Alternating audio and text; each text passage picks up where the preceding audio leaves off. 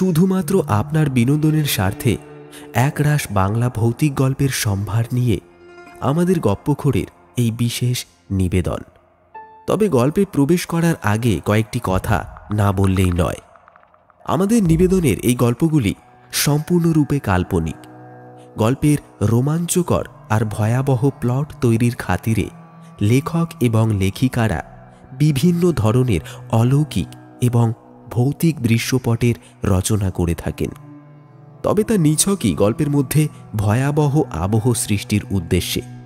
কোনো প্রকার অন্ধবিশ্বাস বা কুসংস্কারকে টিম গপ্পখোর সাপোর্ট করে না। আশা রাখব প্রিয় শ্রোতা বন্ধুরা শুধুমাত্র বিনোদনের দৃষ্টিকোণ থেকে গল্পগুলি গ্রহণ করবেন। আজ আপনি শুনবেন বাংলা অডিও স্টোরি জগতের স্বনামধন্য লেখক অপূর্ব সেনের কলমে গ্রাম বাংলার ভৌতিক কাহিনী পচাডাঙ্গার চায়ের দোকান। প্রত্যেকবারের মতন এবারেও গল্প পাঠ এবং সকল চরিত্রের সঙ্গে সমগ্র পরিচালনায় আমি সুদর্শন। অনুরোধ রইল গল্পটি শেষ পর্যন্ত শুনুন। আশা করি এই গল্পটি সবশেষে আপনার হৃদয় ছুঁয়ে যাবে। তাহলে চলুন আর বেশি দেরি না করে শুরু করা যাক আজকের গল্প। শুরু হচ্ছে পচাডাঙ্গার চায়ের দোকান।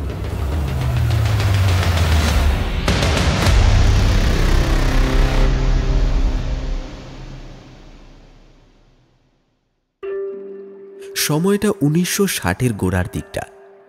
সে বছর মাঘ মাসের শীতটা যেন একটু অভিমানী হয়ে তার শীতলতার পরিমাণ কয়েক গুণ বাড়িয়ে দিয়েছে। তার উপর 2 দিন আগেই হয়ে যাওয়া নিম্নচাপের প্রভাবে হাত পা বাইরে বের করা দায় হয়ে উঠেছে। পচাডাঙ্গা গ্রামটা ঘিরে থমথম করছে একটা নিস্তব্ধতা। গাছের পাতা থেকে 2-1 ফোঁটা কুয়াশার অশ্রু ঝরে পড়ছে মাটির ওপর। কাছেই কোথায় যেন কয়েকটা নিশাচর পাখি একভাবে ডেকে চলেছে। সময় তখন সন্ধে 7টা।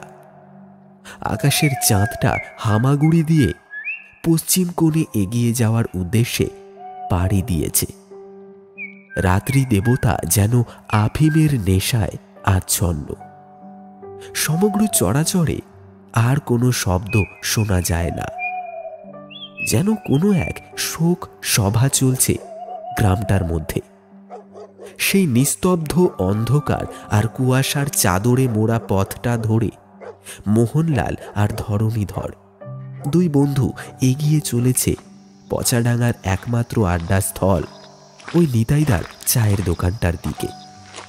ওদের দুজনের শরীরেই একাধিক শীতের পোশাক, পায়ে মোজা, গলায় মাফলার, মাথায় হনুমান টুপি, শরীরে উলের সোয়েটার আর তার উপর মোটা চাদর।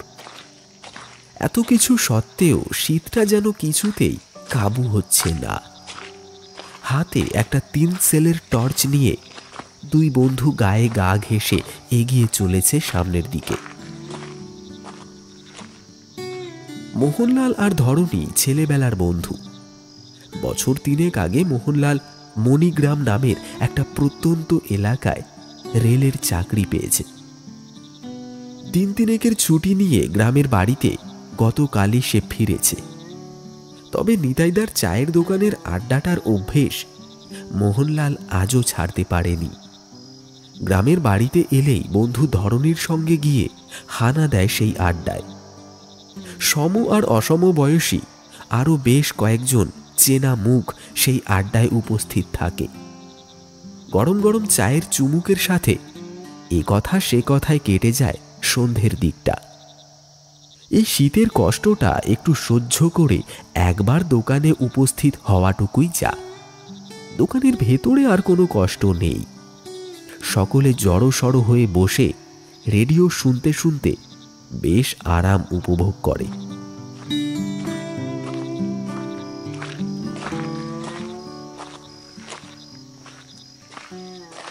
মোহনলাল আর ধরণী যখন নিতাইদার চায়ের দোকানে পৌঁছল তখন ওরা দেখল সেখানে আগে থেকেই 7 মানুষ উপস্থিত ছিল।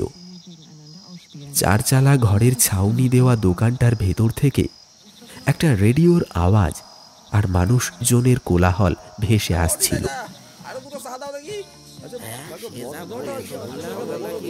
দুই বন্ধু দোকানে প্রবেশ করতেই নিতাইদা বলল, আরে দাদা বাবু কবে এলেন?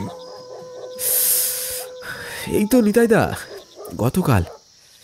কই ঝটপট গরম গরম দু পেয়ালা চা দাও দেখি, ঠান্ডায় একেবারে জমে যাওয়ার দশা হলো যে। বসেন দাদা বাবু, দিচ্ছি। মোহনলাল আর ধরণী এগিয়ে গিয়ে বাঁশের তৈরি মাচাটার ওপর একটা ফাঁকা জায়গা দেখে বসে পড়ল। এই মোহন বাবু, কাজ কেমন চলছে? এই তো মঙ্গল কাকা, বেশ একরকম চলে যাচ্ছে। তো কটা দিন আছিস তো এখানে নাকি?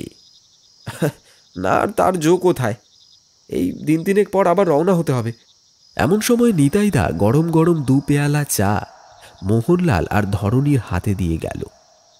চায়ে চুমুক দিতে দিতে মোহন এতক্ষণ আজকের আড্ডার বিষয়বস্তু মনোযোগ দিয়ে শুনছিল। চায়ের দোকানে আজকের আড্ডার বিষয়বস্তুটা ছিল ভূত প্রেত, তবে তা নিতান্তই সাধারণ গোছের। গেছো ভূত, মেছো ভূত, পেতনি, শাকচুন্নি, কানা ভুলু, এসব ছাড়া অন্য কিছু আর কেউ বলতে পারল না।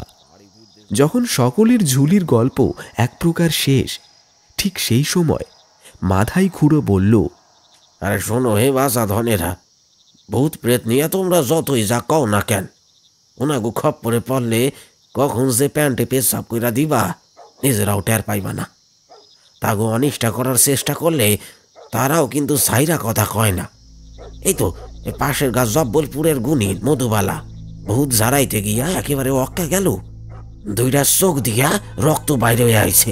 বাবা গো বাবা, অমন মরণ আমি আজ পর্যন্ত দেখি নাই। ওই গ্রামের লোক তো এখন সন্ধ্যার পরে ঘরের বাইরে বাইরে তো ভয় পায়। অবশ্যই সব ঘটনা যার লগে ঘটে সেই ভালো বুঝতে পারে। মাথায় খুঁড়োর কথাটা শেষ হতেই মোহনলাল পাশ থেকে বলে উঠল, হ্যাঁ গো খুড়ো, তুমি খারাপ কিছু বলনি। তোমার কথাগুলোর সঙ্গে একটা ব্যাপার একেবারে হুবহু মিলে যাচ্ছে। সকলেই মোহনলালের মুখপানে জিজ্ঞাসু নয়নে দৃষ্টিপাত করল। কথাটা বলে কিছু ভুল করে ফেলল কিনা এই রকম একটা মনোভাব নিয়ে আমতা আমতা করে মোহনলাল আবার বলল, মাফ করবেন, আসলে আমার চাকরি জীবনের শুরুর দিকটায় একটা বিশেষ ডায়েরি আমার হাতে পড়েছিল। সেই ডায়েরি পড়ে এক বলতে পারেন শিহরণ জাগানো অভিজ্ঞতা আমি উপলব্ধি করেছিলাম। সেই অভিজ্ঞতার সঙ্গে মাধাই খুঁড়োর কথাগুলোর খানিকটা মিল আছে, তাই কথাটা মনে পড়ে গেল, ওই জন্যই বললাম। তা বাবা, ডায়েরি মানে কি? ডায়েরি মানে ওই গোদা বাংলা ভাষায় খাতা বললে বোধহয় তোমরা ভালো বুঝবে। ও খাতা? তা কি এমন লেখা ছিল সেই খাতার মধ্যে যে বাবা তুমি আমার কথার সাথে মিল খুঁজে পাচ্ছ? আসলে মণিগ্রাম নামের ওই ছোট্ট জায়গাটায়, যেখানে বর্তমানে আমি চাকরি করি, সেই রেল গেট পয়েন্টে আমার আগেও আরও একটা ছেলে চাকরি করত। সম্ভবত তার জীবনের প্রতিদিনের কথা সেই খাতায় লেখার একটা অভ্যাস ছিল তার, সেটাই আমার হাতে এসে পড়ে, আর তার থেকে আমি তার ব্যাপারে জানতে পারি। খুব মর্মান্তিক এক মৃত্যু বরণ করে নিতে হয়েছিল তাকে। ঘটনাগুলো আপনাদের এই ভৌতিক বিষয়বস্তুগুলোর সঙ্গে খানিকটা মিলে যায়। আড্ডার ভেতরে বছর ৪৫ বয়সী শম্ভুনাথ শীল বললেন, হ্যাঁ তা বেশ, তো শোনা যাক না সেই ছেলেটির কাহিনী। আজকের আসরটা তাহলে না হয় মোহনলালই জমিয়ে তুলুক, কি বলো সবাই? সকলেই একসাথে শম্ভুনাথ শীলের কথায় সায় দিল। দেখুন, ঘটনাটা আপনারা শুনতে চাইছেন যখন তখন বলি, তবে দয়া করে বিশ্বাস অবিশ্বাস নিয়ে কেউ প্রশ্ন তুলবেন না। যার মনে হবে ঘটনাগুলো নিছকই বানানো রূপকথার গল্প, তার মানসিক চিন্তা ভাবনাকে জোর করে পাল্টে ফেলার অভিপ্রায় আমার থাকবে না। অর্থাৎ আমি বলবো না যে আপনি বিশ্বাস করুন, তবে হ্যাঁ, ঘটনাটা শেষটা অবশ্যই আপনাদের মানবিকতায় একটা খোঁচা মেরে যেতে পারে। তা যাকে সেসব তাত্ত্বিক আলোচনা, আসল প্রসঙ্গে আসি। মণিগ্রামে চাকরিটা হওয়ার পর সবার প্রথম আমি সে গাঁয়ে পৌঁছই। সেখানে স্টেশন থেকে মাইল দুয়েক দূরে একটা রেল গেট পড়ে, সেখানেই গেট বন্ধ করা আর খোলার কাজটা আমি করি। এটা হয়তো আপনারা অনেকেই জানেন। ওই জায়গাটা অত্যন্ত নিরিবিলি, আশেপাশে কোনো বসতি নেই। আগে তো থাকার জন্য কোনো কোয়ার্টারও ছিল না, গ্রামের বাড়িতে ভাড়া থাকতে হতো। অর্থাৎ আমার আগে যে ছেলেটি ওইখানে পোস্টিং ছিল সে দূরের গ্রামে একটি বাড়িতে ভাড়া নিয়ে থাকতো আর সেখান থেকেই যাতায়াত করত। এখন অবশ্য রেলগেটটা ঘেঁষেই একটা কোয়ার্টার তৈরি করা হয়েছে, আর কোয়ার্টারটা সরকারকে বাধ্যতামূলকই সেখানে করতে হয়েছে। কারণ যদি সেই কোয়ার্টারটা প্রথম থেকেই থাকতো তবে হয়তো ওই ছেলেটি আজও আমার জায়গায় চাকরি করত। আমি প্রথম সেখানে পৌঁছে যখন অফিস ঘরে ঢুকলাম তখন একটা কাঠের টেবিলের ওপর একটা ডায়েরি রাখা ছিল। আমি দেখলাম একজন অফিসার আমায় ছেড়ে দিয়েছিলেন, আমায় কাজ বুঝিয়ে দিয়ে তিনি রওনা হয়ে গেলেন। আমি অফিস ঘরে ঢুকে ডায়েরিটা হাতে তুলে নিলাম। প্রথমের দিকের কয়েকটা পাতা উল্টালাম। শুরুতে বিশেষ কিছুই লেখা ছিল না, তার নাম, ঠিকানা আর ওই নিজের সম্পর্কে সাধারণ 2-4টে কথাবার্তা। ছেলেটির নাম কাকতালীয়ভাবেই লালমোহন, অর্থাৎ আমার নাম মোহনলাল, ঠিক এর উল্টো। নামটা পড়া মাত্রই ছেলেটির বিষয়ে জানার জন্য একটা কৌতূহল আমার মনের ভেতর বাসা বাঁধল। ছেলেটার পুরো নাম লালমোহন সমাদ্দার, বাঙালি ঘরের ছেলে, বসতবাড়ি বর্ধমান জেলার সাহেবগঞ্জ নামে একটি প্রত্যন্ত গ্রামে। পরিবারে তার মা বাবা আর একমাত্র দিদি ছাড়া কেউ নেই। অবশ্য তার দিদির বিয়ে হয়ে গেছে, সেও এখন পর। এসব ঘটনা ডায়েরির শুরুর দিকে লেখা ছিল। চাকরিটা সদ্য সদ্য পেয়ে এখন একটা ভালো মেয়ে দেখে বিয়েটা সেরে নেবে, তাতে বাবা মায়েরও আর একলা মনে হবে না। পরে পয়সার বাঁধন একটু শক্ত হলে সপরিবারে শহরে বাড়ি করে থাকবে, এরকমই ইচ্ছা ছিল লালমোহনের। এই ধরনেরই আবেগপ্রবণ কিছু কথা ডায়েরির শুরুর দিকটায় লেখা ছিল। তবে প্রথম দিকের 4 থেকে 5টি পাতা উল্টানোর পর একটা বিশেষ লাইনে আমার চোখটা আটকে গেল। সেখানে লেখা ছিল খুন। আমার চোখের সামনে আজ প্রথম আমি কাউকে নৃশংসভাবে খুন হতে দেখলাম। লাইনটা পড়তেই ডায়েরিটা পড়ার প্রতি একটা আগ্রহ প্রবলভাবে আমার মনকে নাড়া দিল। ডায়েরিটা বন্ধ করে আমার ব্যাগে সযত্নে ঢুকিয়ে আমি কোয়ার্টারে স্নান খাওয়া দাওয়া সারতে গেলাম। আসলে ওই লাইনে সারাদিনে হাতে গুনে মাত্র 4টি ট্রেন আপে এবং ডাউনে যাতায়াত করে, তাই চাপটা একটু কমই বলা যায়। রাত 8টার পর আর কোনো ট্রেন চলাচল হয় না। আবার সেই ভোর 6টা থেকে শুরু হচ্ছে যাত্রীবাহী ট্রেনের ছুটে যাওয়ার সময়। তাই ভাবলাম রাত 8টার পর খাওয়া দাওয়া সেরে না হয় ডায়েরিটা নিয়ে বসবো। সেই মতো কোয়ার্টারে রুমে গিয়ে একটা টেবিলের ওপর ব্যাগটা রেখে আমি স্নান খাওয়া দাওয়া সেরে সারাদিন ডিউটি করলাম। তারপর রাতে অফিস ঘর তালা বন্ধ করে যখন কোয়ার্টারের রুমে প্রবেশ করছি তখন একটা ব্যাপার দেখে ভারী তাজ্জব লাগলো আমার। ঘরটা আমার তালা বন্ধই ছিল, অথচ ঘরের ভেতর টেবিলের ওপর রাখা ব্যাগটার পাশে কে যেন ডায়েরির পাতাগুলো খোলা অবস্থায় রেখে দিয়ে চলে গেছে। ব্যাপারটা চোখে পড়তেই আমার গাটা কেমন যেন ছমছম করে উঠল। ঝটপট এগিয়ে গিয়ে দেখলাম ডায়েরির যে পাতাটা আমি সবার শেষে খুলেছিলাম সেই পাতাটাই খোলা অবস্থায় টেবিলের ওপর পড়ে আছে। আমার মন বলল, তবে কি কেউ চায় যে আমি এই ডায়েরিটার ব্যাপারে জানি? রাত তখন 8:20 চারিদিক থমথম করছে। মে মাস, প্যাঁচ প্যাঁচে গরমের একটা আভাস থাকলেও দক্ষিণ দিকের জানালাটা দিয়ে বেশ আরামদায়ক হাওয়া এসে প্রাণটা জুড়িয়ে দেয়। সেই জানালা দিয়ে দূরের ছোট্ট রেল স্টেশনে জ্বলতে থাকা টিমটিমে কয়েকটা আলো চোখে পড়ে। এমন সময় চারিদিকের নিস্তব্ধতাটা বুকের ভেতরে একটা অজানা ভয়ের শিহরণ জাগায়। কারণ শোনা যায় ওই অঞ্চলটা নাকি চোর ডাকাত আর বদমাশদের আস্তানা। তবে এত বছর চাকরি করছি, আজ পর্যন্ত সেই রকম কারুর খপ্পরে পড়তে হয়নি। অবশ্য আজকাল স্টেশন চত্বর জুড়ে আর আমার কাজের জায়গাটার আশেপাশে পাহারা বসানো হয়েছে, তাই বর্তমানে একরকম নিশ্চিন্তেই চাকরিটা করছি আর কি। তা যাক, সব কথা। এবারে আসি ডায়েরির প্রসঙ্গে। ডায়েরিটা প্রথমে খোলা অবস্থায় দেখে আমার মনের ভেতরটা কচকচ করা সত্ত্বেও ব্যাপারটাকে নিজের মনের ভুল মনে করেই উড়িয়ে দিলাম। তারপর রাত 10টার মধ্যে ফ্রেশ হয়ে নিয়ে গোটা 6 রুটি আর গরম গরম আলুর দম নিজেই রান্না করে খাওয়া দাওয়া সারলাম। তারপর বিছানায় গা এলিয়ে দিয়ে পাশের টেবিলেই দাঁড় করানো নাইট রিডিং ল্যাম্পটা জ্বালিয়ে ডায়েরিটা পড়তে শুরু করলাম। ওই ডায়েরি পড়ার অভিজ্ঞতা আর আশেপাশে থাকা স্থানীয় বাসিন্দাদের মুখ থেকে শোনা ঘটনা মিলিয়ে যে ব্যাপারটা আমি জানতে পেরেছি, সেটাই এখন সংক্ষেপে আপনাদের বলছি, শুনুন। 1955 সালে নতুন চাকরি পেয়ে লালমোহন সবে এসেছে এই মণিগ্রামে। তখন জানুয়ারি মাস, চারিদিকে ঠান্ডার প্রকোপ। চাকরিটা পাওয়ার পর তাকে এরকম যে একটা প্রত্যন্ত জায়গায় আসতে হবে, সেটা সে কখনোই ভাবেনি। অঞ্চলটা খুবই নিরিবিলি। সন্ধ্যের পর বিশেষ কোনো দরকার ছাড়া বাইরে কোনো জনমানবের চিহ্ন খুঁজে পাওয়া যায় না। লালমোহনের চাকরির প্রথম দিকটায় পকেটের অবস্থা একেবারে গড়ের মাঠ বললেই বোধহয় ভালো হবে।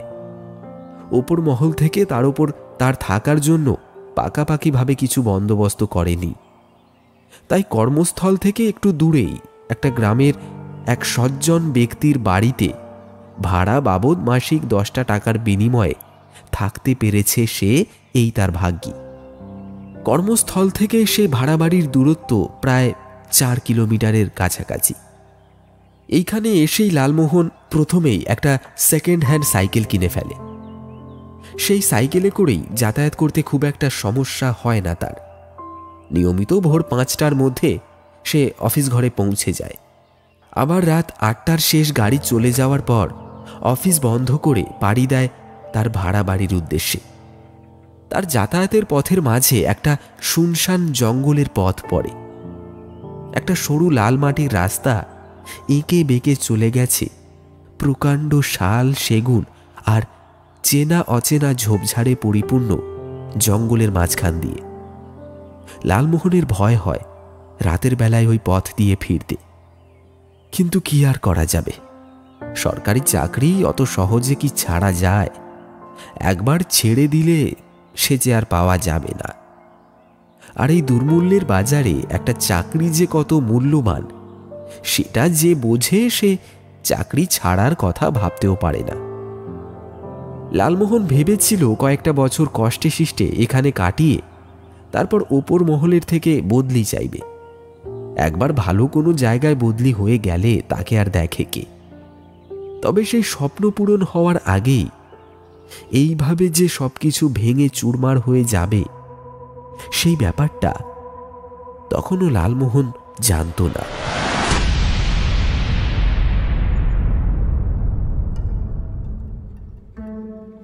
18ই জানুয়ারি 1955 সাল। আমার চোখের সামনে আজ আমি প্রথম কাউকে নৃশংসভাবে খুন হতে দেখলাম। এই লেখাটা দিয়ে শুরু হয়েছিল সেই মর্মান্তিক কাহিনী। এখানে বলে রাখা দরকার, মণিগ্রামের সেই প্রত্যন্ত এলাকায় তখন ঠ্যাঙারদের উৎপাতে একরকম নাজেহাল অবস্থা হয়ে উঠেছিল আশেপাশের গ্রামবাসীদের জীবনযাত্রা। ঠ্যাঙাররা রাতের বেলায় ফাঁকা নির্জন প্রান্তে বা বন জঙ্গলের অন্ধকার জটলার পেছনে ঘাপটি মেরে বসে থাকত পথিকের আশায়। অস্ত্র বলতে এদের সঙ্গে থাকতো বড় বড় লাঠি আর কাঁচা বাঁশের ভারী ছোট ছোট খেঁটে। এই খেঁটেগুলোকে বলা হতো পাবড়া। ওই পাবড়া পথ চলতি মানুষের পায়ে ছুঁড়ে মেরে প্রথমে তাকে ঘায়েল করা হতো। তারপর লাঠির আঘাতে পথিকের প্রাণ পর্যন্ত কেড়ে নিতে ওরা দ্বিধাবোধ করত না। এই ঠ্যাঙাররা যেমন লোভী তেমনই নির্দয়। সেই দিন রাতের 8টার ট্রেনটা লাইনের গোলযোগের কারণেই ঘণ্টাখানেক লেট ছিল। 9টার পর অফিস বন্ধ করে লালমোহন তার পুরনো সেকেন্ড হ্যান্ড সাইকেলটা নিয়ে তখন রওনা দিয়েছে বাড়ির উদ্দেশ্যে। হাতে একটা টর্চ লাইট, তারই আলো সামনের লাল মাটির রাস্তাটার ওপর ফেলে লালমোহনের সাইকেল তখন চেনের শব্দ তুলে এগিয়ে চলেছে। কিছু দূর এগোতেই হঠাৎ একটা চিৎকার চেঁচামেচির শব্দ ভেসে আসে লালমোহনের কানে।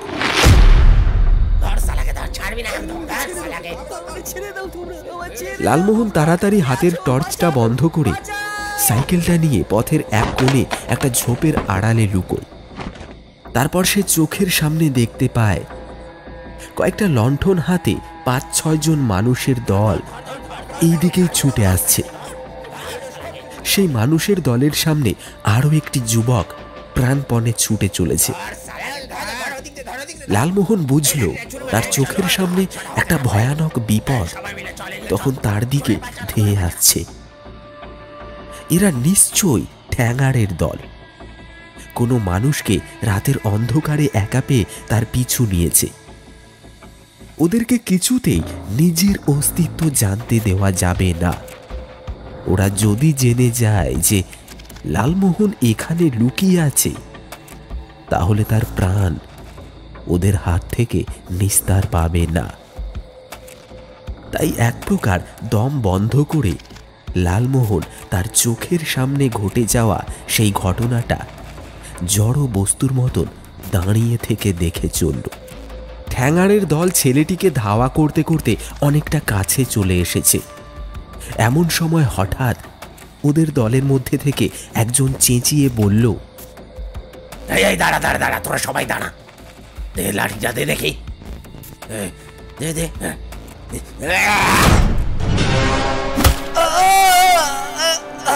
একটা হাতখানেক লম্বা মোটা লাঠি যুবকটির পা লক্ষ্য করে ওই দলের মধ্যে থেকে একজন ছুঁড়ে মারল। একটা অব্যর্থ নিশানায় সেই লাঠি গিয়ে সোজা আঘাত করল যুবকের পায়ে। প্রচণ্ড যন্ত্রণায় একবার কাঁকিয়ে উঠে টাল সামলাতে না পেরে যুবকটি রাস্তার উপর আছাড় খেয়ে পড়ল। ঠ্যাঙাড়ের দল ততক্ষণে দৌড়ে পৌঁছে গেছে যুবকের একেবারে কাছে। তারপর সে এক বিভৎস দৃশ্য।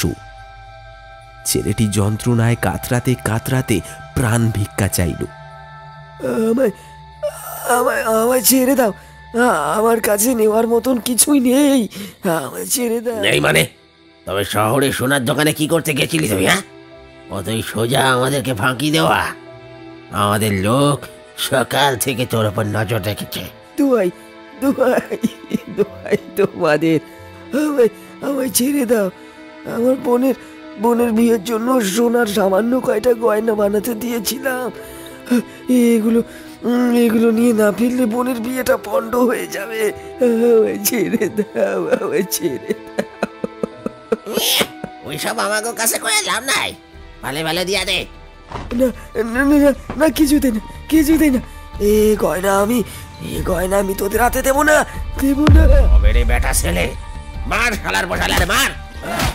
এরপর লালমোহনের চোখের সামনে ঘটেছিল এক নির্মম, নির্দয় আর নিষ্ঠুর অত্যাচার। যুবকটির মাথা ফেটে গিয়ে তার সাদা জামার উপর দিয়ে বয়ে গেল রক্তের বন্যা। সেই চরম অত্যাচার সহ্য করতে না পেরে ছেলেটি তার শেষ নিঃশ্বাস ত্যাগ করে তার বোনের বিয়ে অসম্পূর্ণ রেখেই এ জগৎ ছেড়ে পাড়ি দিল কোনো এক না ফেরার দেশে। তার দেহটাকে ওই অবস্থাতেই ফেলে রেখে ঠ্যাঙাড়ের দল তার জামা আর ধুতির কোঁচা থেকে সামান্য কিছু টাকা পয়সা আর সোনার গয়না লুট করে সেখান থেকে পালিয়ে যায়।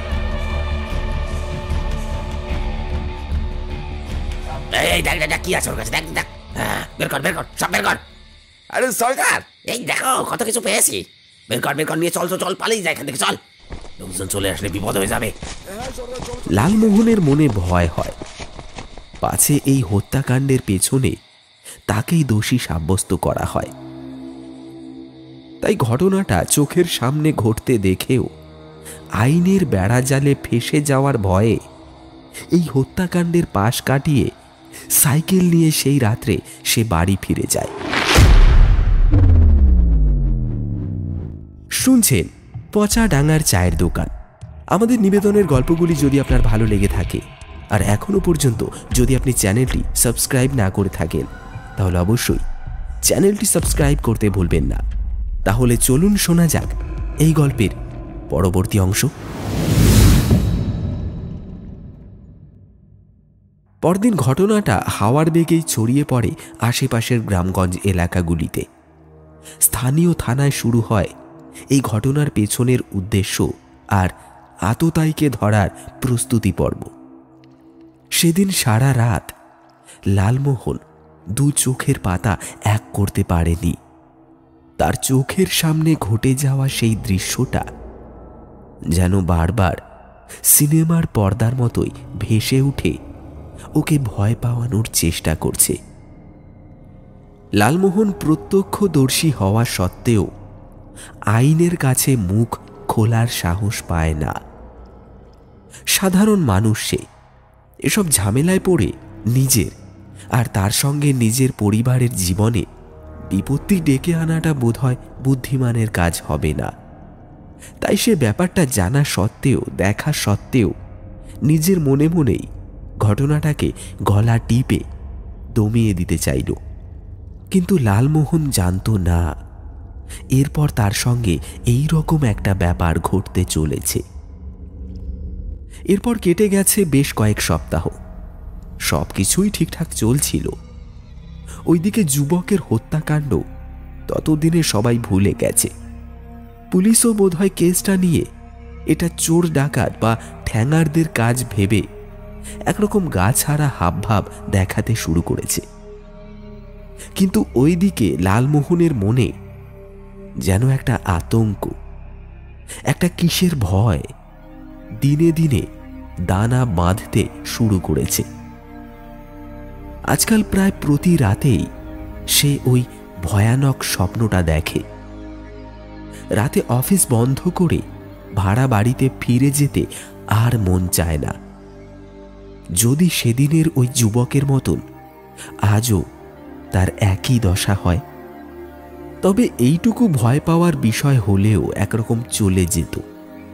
এছাড়াও একটা ব্যাপার তার ভয়টাকে ধীরে ধীরে আরো কয়েকশো গুণ বাড়িয়ে দিল। যতই দিন যায় ততই যেন লালমোহনের মনে হয় তার আশেপাশে অদৃশ্য কারোর একটা উপস্থিতি রয়েছে। কেউ যেন বাতাসে ভর করে তার কানে ফিস ফিস করে বলে দিয়ে যায়, চোখের সামনে অন্যায় করতে দেখেও কেন তুই ছেলেটির সাহায্য করলি না? বড্ড দোষী মনে হয় নিজেকে লালমোহনের।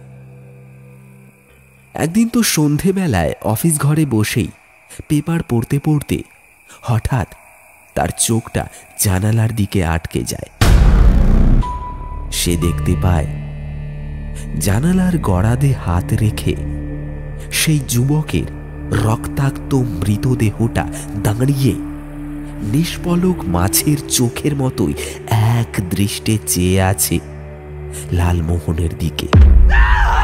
ভয়ে চিৎকার করে ওঠে লালমোহন, কিন্তু পরক্ষণেই সে দেখে জানালার ওই প্রান্তে আর কেউ নেই। মাঝে মধ্যেই ট্রেন যাওয়ার সময় গেট বন্ধ করতে গিয়ে লালমোহন লক্ষ্য করেছে একটা যুবকের কালো ছায়ামূর্তি লাইনটা ঘেঁষেই একটু দূরে দাঁড়িয়ে তার দিকে চেয়ে থাকে। লালমোহনের হাঁটুর নিচটা থরথরিয়ে কেঁপে ওঠে, কপালে বিন্দু বিন্দু ঘাম জড়ো হয়। কিন্তু পকেটের রুমালটা বের করে সেই ঘাম মুছতেই যখন সে আবার লাইনের দিকে ফিরে তাকায়, তখন আর কারোর অস্তিত্ব সেখানে খুঁজে পায় না সে। তাই মনের ভেতর জমাট বাঁধা আতঙ্কটা দিন দিন ক্যান্সারের মতোই যেন সমগ্র শরীর আর মনকে চুষে নিংড়ে খেয়ে ফেলার খেলায় মেতে উঠেছে। 8ই ফেব্রুয়ারি লালমোহন তার সেকেন্ড হ্যান্ড সাইকেলটা নিয়ে রাত 8:30 নাগাদ ওই পথ দিয়েই বাড়ি ফিরছিল। হত্যাকাণ্ডের জায়গাটা পেরোনোর সময় সেদিন লালমোহনের হাতের টর্চের আলোয় ওই যুবকের শরীরে পরিহিত রক্ত মাখা সাদা জামাটা একটা ঝোপের ওপর ঝুলে থাকতে দেখে সে। লালমোহনের মনে হয় ওই জামার আড়ালে থাকা মানুষটার কাঁধের ওপর ভর করে বোধ হয় তার পরিবারটা চলত। যদি সে সেই দিন সাহস করে একটু এগিয়ে যেত, হয়তো যুবকটি প্রাণে বাঁচতে পারত। একটা আফসোস দিন দিন কুড়ে কুড়ে খাচ্ছে লালমোহনকে। দিন দিন কেমন যেন শুকিয়ে যাচ্ছে সে। নিজেকে পাগল পাগল মনে হয়। আর স্নান করতে ইচ্ছে করে না সময় মতো। খাওয়াতেও যেন অরুচি জন্মেছে। নেহাত চাকরিটুকু বাঁচিয়ে রাখার জন্যই সময় মতো লাইনের দুধারের গেটটা বন্ধ করতে সে ভোলে না। এইভাবেই কেটে গেছে আরো কয়েকটা সপ্তাহ। এরপর 26শে ফেব্রুয়ারি ঘটল সেই অঘটনটা। দোকানের ভেতরে উপস্থিত সকলেই তখন শ্বাস রোধ করে মোহনলালের মুখপানে চেয়ে আছে। সকলের মনেই তখন প্রশ্ন, কি সেই অঘটন? মোহনলাল বলে চলল, অবশ্যই 26শে ফেব্রুয়ারি যে ঘটনাটার কথা এখন আপনাদেরকে বলবো, সেটা লালমোহন তার মৃত্যুর পর এসে লিখে গেছে। মৃত্যুর পর? সে কি কথা? হ্যাঁ, মৃত্যুর পর। সে নিজেই তার ডায়েরির পাতায় লিখে গেছে, আমি এখন আর বেঁচে নেই। আমার প্রথমটায় উদ্ভট লেগেছিল ব্যাপারটা, কিন্তু পরে স্থানীয় পুলিশি দপ্তরে খোঁজ নিয়ে জানতে পেরেছিলাম যে লালমোহনের মৃত্যু হয়েছিল 26শে ফেব্রুয়ারি ভোর 6টা নাগাদ। তাই এই পাতার লেখাগুলো আমায় ভীষণভাবে শিহরিত আর অভিভূত করেছিল। সম্পূর্ণটা শুনুন, আশা করি আপনারাও বুঝতে পারবেন। আসলে সেদিন রাতেও লালমোহনের ভালো ঘুম হয়নি। ভোর 4টে থেকেই সে বিছানায় ছটফট করতে থাকে, কখন সকাল হবে আর কখন সে তার কাজের উদ্দেশ্যে বেরোবে। আসলে দীর্ঘদিন মানুষ ঠিকঠাক না ঘুমোলে তার শরীর বড়ই চঞ্চল হয়ে ওঠে। সেরকমটাই হয়েছিল লালমোহনের ক্ষেত্রে। ভোর 4টের সময় বিছানা ছেড়ে কোনো রকম তৈরি হয়ে নিয়ে সাইকেলে চেপে সে রওনা দিয়েছিল তার অফিসের উদ্দেশ্যে। একেতেই গ্রামগঞ্জ এলাকা আর জঙ্গলে পরিপূর্ণ, তাই ঠান্ডার প্রকোপটাও সেখানে বেশি। ভোরবেলার কুয়াশার চাদর সমগ্র এলাকাটাকে তখন একটা স্বচ্ছ সাদা আস্তরণে ঢেকে ফেলেছে। আবছা আলো আর আবছা অন্ধকারের একটা ধূসর পরিবেশে সাইকেল চালিয়ে এগিয়ে চলেছে লালমোহন।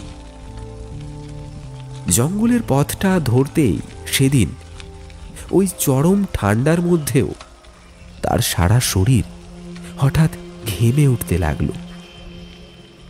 একটা অজানা ভয় তাকে যেন পেছন থেকে ধাওয়া করতে লাগলো। তার মনে হলো সে যতই এগিয়ে চলুক না কেন, ওই মৃতের আত্মা যেন তার আশেপাশেই রয়েছে। বুকের ধুকপুকুনির সাথে সাইকেলের প্যাডেলের গতি এক নাগাড়ে বেড়ে চলেছে। লাল নুড়ি মাটির পথটা কুয়াশার ছোঁয়ায় ভিজে উঠেছে। উপরের জঙ্গলের গাছপালার পাতা থেকে 2-4 ফোঁটা শিশির বিন্দু মাঝে মধ্যে লালমোহনের শরীরে পড়ে একটা ঠান্ডা ছ্যাঁকা দিয়ে যাচ্ছে। সেই সময়টা যেন তার একটু বেশি ভয় করছিল ওই পথ দিয়ে যেতে। অন্যান্য দিন রাতে ফেরার সময় অতটা ভয় তার করে না। আর কিছুক্ষণ পরেই পূব আকাশে লাল টকটকে সূর্যদেবের উদয় হবে। কিন্তু তবুও ওই দিনমানে লালমোহনের যেন ভয়টা মনের মধ্যে শেকড় গজিয়ে তাকে আষ্টে পৃষ্ঠে নিজের আয়ত্তে করে নিতে চাইল। তবে কিছু দূর এগোতেই তার ভয়টা মন থেকে অনেকটা দূর হয়ে গেল। পথে সে তার সামনেই সাদা জামা পরিহিত একটা মানুষকে সাইকেল চালিয়ে যেতে দেখল। লালমোহন ভাবল, যাক, একটা সঙ্গী পাওয়া গেছে, তাহলে এনারই পেছন পেছন যাওয়া যাক, আর একটু গেলেই তো গন্তব্য। সাইকেল চালাতে চালাতেই মাথার ঘামটা রুমাল দিয়ে মুছে নেয় লালমোহন। তারপর একটু দূরেই ওই সাইকেল আরোহীকে অনুসরণ করতে থাকে। কিন্তু লালমোহন তখন খেয়াল করে না যে তার মাত্র 20 মিনিটের পথ প্রায় ঘন্টা 2 অতিক্রম করার পরেও তার গন্তব্যের কোনো দেখা নেই। সে যেন পথ ভোলা পথিকের মতোই কোনো এক ভুলভুলাইয়ার মধ্যে ঘুরে ফিরে এক জায়গায় এসে দাঁড়াচ্ছে। ব্যাপারটা লালমোহন খেয়াল করল যখন, তখন হাত ঘড়িতে সময় বলছে 6:45। লালমোহন একেবারে অবাক। সে ভেবেছিল একটু আগে ভাগে অফিসে পৌঁছে অফিস খুলে ভেতরে বিশ্রাম নেবে, কিন্তু এ কি হলো? এইটুকু পথ আসতে 20 মিনিটের বেশি সময় লাগার কথা নয়, অথচ 6:45 বেজে গেছে। সে একই জায়গায় দাঁড়িয়ে আছে। আর সবচেয়ে আশ্চর্যজনক বিষয়, একটু আগেই তার সামনে চলতে থাকা সেই সাদা জামা পরিহিত সাইকেলওয়ালা এখন আর তার আশেপাশে বা ধারের কাছে কোথাও চোখে পড়ে না। সেই ভয়ঙ্কর আতঙ্কটা আবার গ্রাস করল লালমোহনকে। লালমোহন দ্রুত সাইকেলের প্যাডেল ঘুরিয়ে এগিয়ে চলল তার গন্তব্যের দিকে। কোনো দিকে না তাকিয়ে সামনের পথের দিকে দৃষ্টিপাত করে কিছুক্ষণের মধ্যেই লালমোহন পৌঁছল রেল গেটের কাছাকাছি। আর সেখানে পৌঁছতেই সে দেখতে পেল এমন এক ভয়ঙ্কর দৃশ্য, যা দেখে তার পা দুটি যেন মাটি কামড়ে এক জায়গায় স্থির হয়ে দাঁড়িয়ে পড়ল।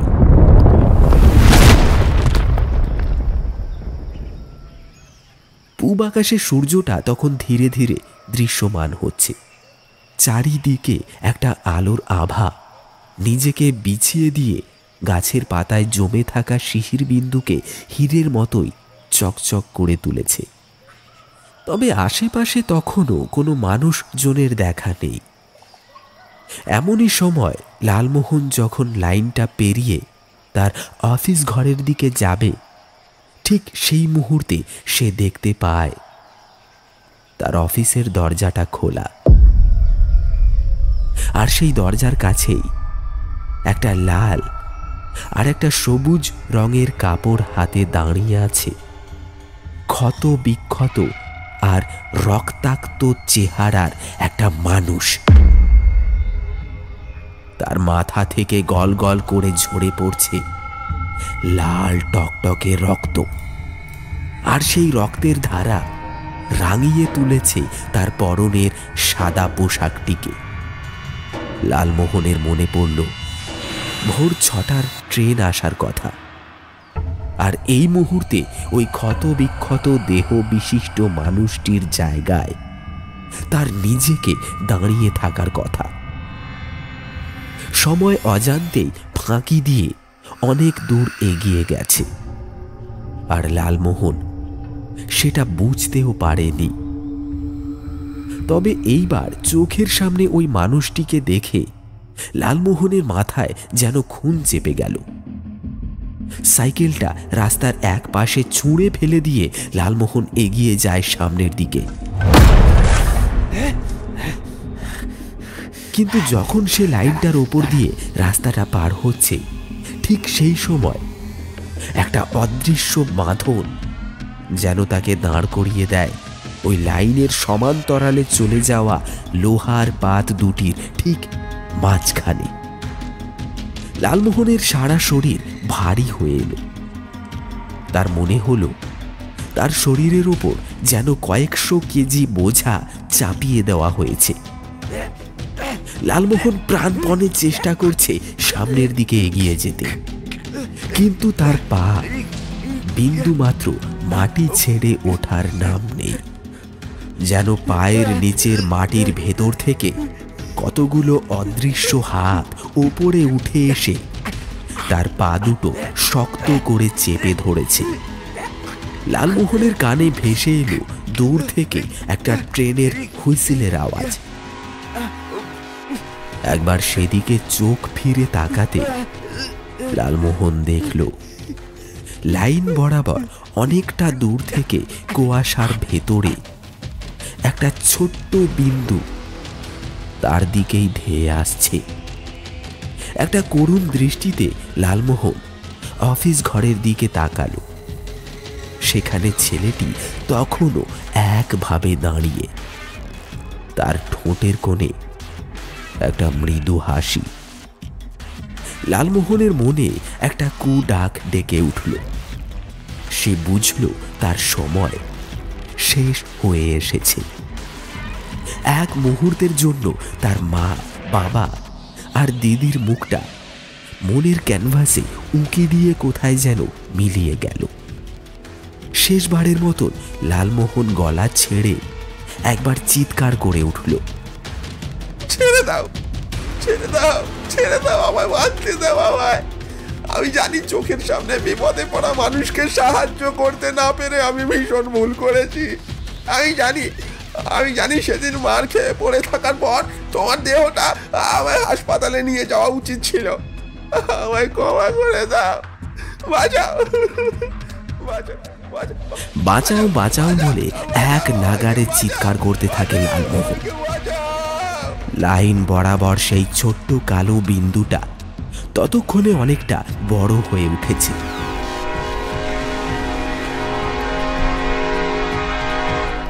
আর বারবার হর্নের একটা শব্দ চারিদিক কাঁপিয়ে লালমোহনের কানে এসে যেন তাকে বধির করে দিতে চাইছে।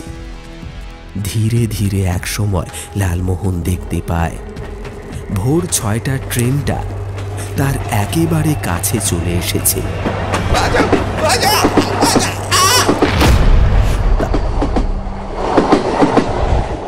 তারপর একটা প্রচন্ড ধাক্কা, একটা ফুটবলের মতোই লালমোহনের শরীরটা দুমড়ে মুচড়ে ছিটকে গিয়ে পড়ল লাইনের এক ধারের জঙ্গলের ভেতর।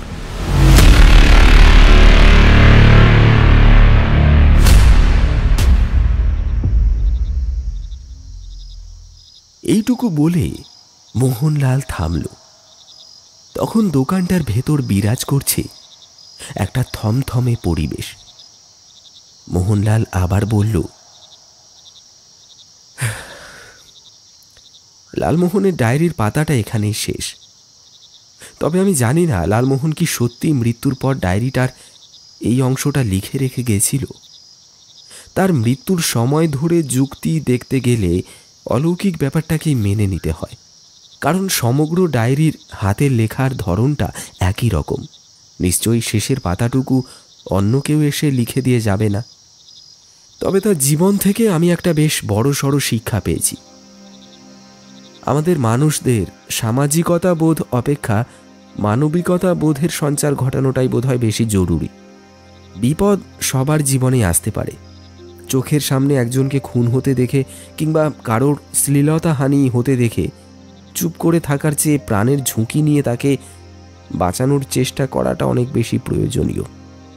অসময়ে মৃত্যুবরণ হয়তো আপনার আমার মতন প্রত্যেকের জীবনেই ঘটতে পারে।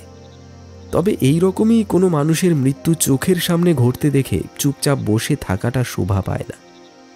হয়তো এই দিনটা যেদিন আপনার জীবনে বা আমার জীবনেও ঘটবে, তখন এইভাবেই রাস্তায় পড়ে আপনি বা আমি হয়তো কাতরাবো, কিন্তু আমাদেরকে বাঁচানোর জন্য কেউ আসবে না। তারা দূর থেকে লুকিয়ে লুকিয়ে দেখে নিজেদের কাজে চলে যাবে। তাই বোধহয় সেদিনের ওই যুবক আর তার মৃত্যুর প্রতিশোধ নিয়ে এই শিক্ষাটা লালমোহনের সঙ্গে আমায় আর আমার থেকে আজ আপনাদের দিয়ে গেল।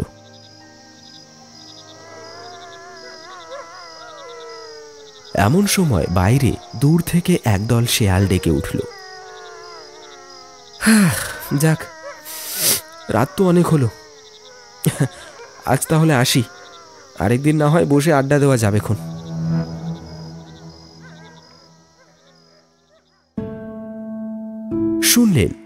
পচা ডাঙার চায়ের দোকান। গল্পটি আপনার কেমন লাগলো, আপনার অনুভূতি আমাদের সঙ্গে কমেন্ট সেকশনে শেয়ার করতে ভুলবেন না। যদি ভালো লেগে থাকে তাহলে অবশ্যই একটি লাইক দিয়ে চ্যানেলটি এক্ষুনি সাবস্ক্রাইব করুন। আবার আসছি রোমহর্ষক কোনো কাহিনীর সাথে আগামী এপিসোডে।